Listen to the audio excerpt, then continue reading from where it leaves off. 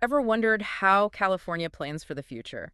I mean, we're talking about a state that's constantly evolving, always growing. Writing its own story, really. Exactly. And it all starts with knowing how many people will actually be calling California home in the years to come. Yeah, that's the fundamental question, isn't it? Totally. And that's where things get really interesting Oh, yeah, the how is fascinating. because we're doing a deep dive into how California actually predicts its future population. Yeah, and it's way cooler than it sounds. Way cooler. We've got this brand new report from the California Department of Finance. They're like the number wizards for the entire state. I like that number, wizards. And trust me, Yeah. this report is jam-packed with these fascinating insights. Well, and what's so fascinating here is that these projections aren't just, numbers on a page. Right, they're not just statistics. They have real-world impacts on all of our lives. They really do. These numbers actually influence everything from how many schools and hospitals we build Oh, absolutely. It's huge for planning. to how resources are allocated to even the policies, the big policy decisions that shape California's future. Yeah, they really set the stage for everything else, don't they? They do. So you ready to decode these population projections? So let's dive in. All right. So the report kicks things off using what they call a cohort component model. Which sounds very technical. It does sound very techno. But it's actually pretty intuitive. It really is once you kind of wrap your head around it. Yeah, you can break it down. Think of it like this. Imagine you're tracking a group of your friends over time, right? Some might move away, some new friends might join the group. And sadly, sometimes we lose friends along the way. It's true, it's true. That's life, unfortunately. But that's kind of what this model does, but on this much larger scale. Okay, I can see this. So it all starts with the 2020 census data as its foundation. So that's like our starting point, Exactly. That's our snapshot. our snapshot in time. But then instead of just hitting fast forward, they break down the population into these different age groups, or what they call cohorts.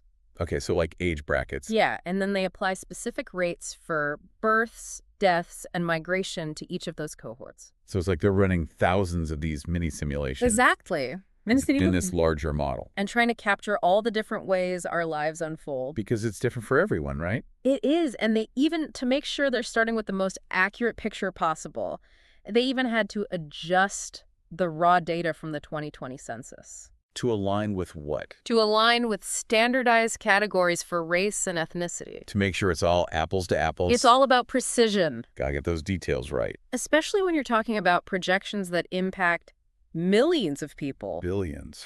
Now, you might think predicting births and deaths is pretty straightforward, but there's actually a lot more to it than meets the eye. Oh yeah, you'd be surprised. Life is full of surprises. Trying to predict those surprises, that's where it gets really interesting. To spill the tea, how do they even begin to predict something as, well, unpredictable as births? So they use something called a spatial Poisson model to predict birth rates. Special Poisson model. I know it sounds a bit intimidating. Just a tad. What's cool about this model is it takes into account that birth rates can vary a lot depending on where you live in California. Oh, that makes sense. Right. So think about it. Birth rates in a bustling city like San Francisco might be different from birth rates in a more rural part of the state. Totally different dynamics. Right.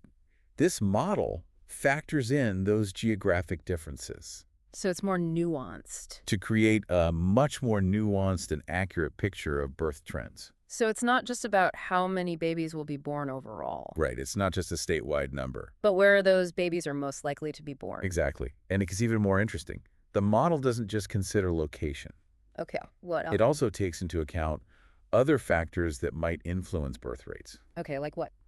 Things like socioeconomic conditions, Okay, so income levels, education. access to healthcare, Right. Which can vary a lot. even cultural trends. They're Right. really trying to capture that full picture. It's like they're creating a demographic heat map of California, highlighting the areas where we might see more baby booms, or maybe even baby busts. Exactly. And they apply that same rigorous approach to predicting deaths, too. Okay, so how do they go about predicting something like death rates? Well, they use a method called the Lee-Carter method, Lee-Carter method. which, again, may sound a bit technical. You think? But what it boils down to is they're trying to understand how life expectancy is changing over time Right, because people are living longer. and how those changes impact death rates. So it's not just about how many people are dying, but also how long we can expect people to live. You got it. So they're looking at historical mortality data, identifying trends, and then projecting those trends into the future. So always with an eye on those evolving life expectancies. Right, because if people are living longer, death rates might be lower than they were, say, 50 years ago. exactly. And remember how we talked about the model giving more weight to recent birth trends? Giving more weight to what's recent. Well, they do the same thing with death rates. Oh, interesting. They place more emphasis on recent mortality patterns because those patterns are likely to be more indicative of future trends. Makes sense you learn more from recent history than ancient history, right? Exactly. But speaking of recent history, we can't talk about death rates without addressing the elephant in the room, COVID-19. Oh, absolutely. The pandemic had a huge impact on death rates, not just in California, but all over the world. Globally. It must have really thrown a wrench into their projections. It did, but here's the thing. The report actually accounts for the impact of the pandemic. Oh, wow. So they went back and adjusted for that. They adjusted their models to prevent that temporary spike in deaths caused by COVID-19 from skewing the long-term projections. That's actually really impressive. Yeah, it shows a lot of foresight. So they're not just blindly following the data, they're actually using their expertise to adjust for unusual events that might throw things off. Exactly. And that's one of the things that makes these projections so valuable. It's not just a pure data play. Right. They're based on solid data and methodology, but they also incorporate expert judgment. To account for those X factors What ifs that can top up. out of nowhere. Speaking of X factors, we've talked about births and deaths, but what about the wild card of it all? Migration. Oh, yeah. People are always on the move. Especially here in California. Feels like California is always in flux. You said it, and you're right. Migration is probably the trickiest part to predict. Because you can't predict people. People are unpredictable. People make unpredictable decisions all the time. You just wake up one morning, you're like, I think I want to move. Exactly. But they haven't given up. The report dives into the complexities of migration, breaking it down into two main types. Domestic migration. So people moving within the U.S.? And international migration. Okay, so they're tracking both people moving within the U.S. and then people moving to California from other countries. Exactly. And it gets even more interesting. They don't just look at overall numbers. Right, because you got to break it down. They use past data to predict future migration patterns for different age groups. Oh, that's interesting. So are they saying that, like, millennials are more likely to pack their bags and move than, say, baby boomers? Essentially, yes. They use data from the American Community Survey to predict the age distribution of future migrants, recognizing that different age groups have different tendencies. Different tendencies when it comes to moving. When it comes to moving, millennials do seem to be a bit more mobile. They do. That tracks with what I see, just anecdotally. Right. But the key takeaway here is that they're trying to understand those nuances of human behavior. Because migration isn't just about the numbers. It's about people making decisions. Based on a whole range of factors. This is reminding me of a giant, super detailed jigsaw puzzle where each piece represents a different factor: births, deaths, migration, and they're all connected in this intricate web that shapes California's population.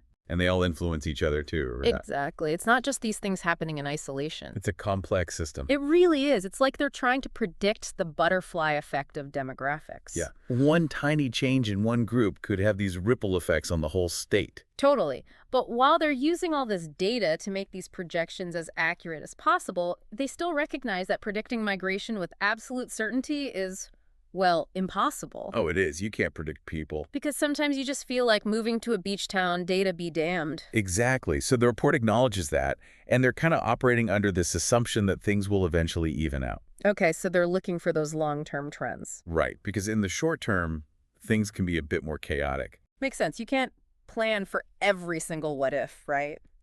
But speaking of what ifs, are there other factors that they consider?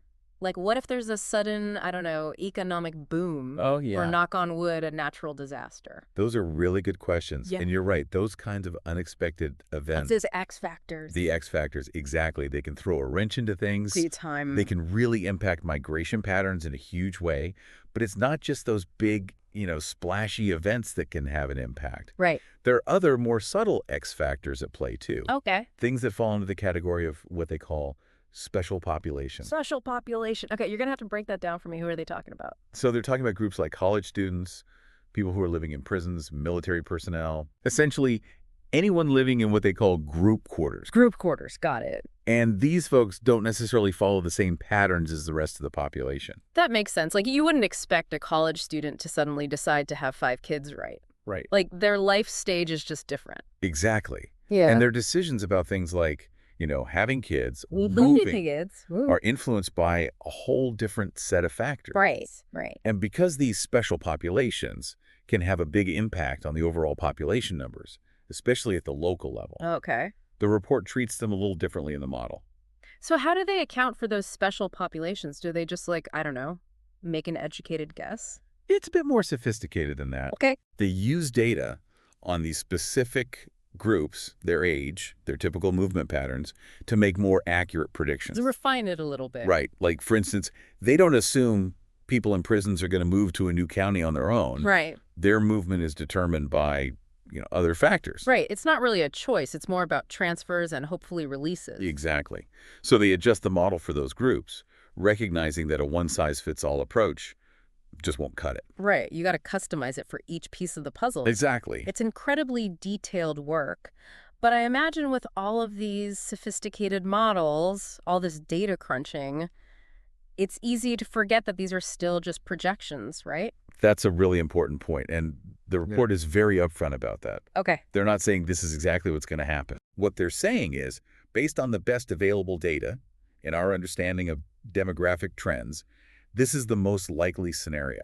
It's a range of possibilities, not a set-in-stone prediction. Precisely. And they acknowledge that there's a margin of error here. Sure. Because, as we've discussed, there are so many factors at play, and some of them are inherently unpredictable. Life is full of surprises, right? You can't plan for everything. Exactly. But they are basing these projections on some key assumptions, right? Like they're assuming that things will continue on a certain trajectory. Exactly. For instance, one of their key assumptions is that California will continue to see relatively low birth rates, Okay. in line with what demographers call the second demographic transition. Okay, second demographic transition. That sounds very intriguing, but also a little intimidating. It sounds a lot more complicated than it is. Okay, good. Essentially, the second demographic transition is a fancy way of saying that as societies become more developed and industrialized, people tend to have fewer children. So like when you're focused on, I don't know, building your career, buying a house, all those things that are challenging. Right. Life in a place like California, Yeah, having a big family may not be the top priority. totally makes sense. And we've seen this trend play out in many developed countries. Okay, California seems to be on a similar path. following that same trend. So the report is assuming that this trend of smaller families will continue in the coming years. Makes sense. But trends can change, right? What if there's a sudden shift in, I don't know, societal norms or a new wave of baby fever hits California? It's possible. And that's why these projections are constantly being revisited and refined. So they're not static. They're not meant to be static documents. They're living, breathing things. But for now, based on the data, based on the historical trends, this assumption of continued low birth rates seems pretty reasonable. Okay, so low birth rates, that's one big assumption. That's one. Are there other big ifs that they're basing these projections on? Another significant assumption is a certain level of economic stability So they're assuming that California won't experience a major economic downturn, in the coming years, yeah. which, let's be real, kind of a big assumption these days. You're not wrong, but they got to start somewhere. And a stable economy just makes everything a bit more predictable. Right. If people are confident about their jobs, their finances, they're more likely to, stay put. Yeah, it impacts your decision-making for sure. Maybe start families, invest in homes. Take those big swings. But if there's a major downturn, all bets are off. Right, it's like that big X factor we were talking about. It really is. The economy. The economy can have a ripple effect on everything else. Right, because if we see a downturn, people might start leaving California in search of more affordable living. Right, which impacts housing prices. Which impacts housing prices, school enrollment. Tax revenue even. It's all connected. It's all connected. Yeah. It's like this giant game of demographic Jenga. Ooh, I like that. You pull out one piece. And the whole tower can come crashing down. Exactly.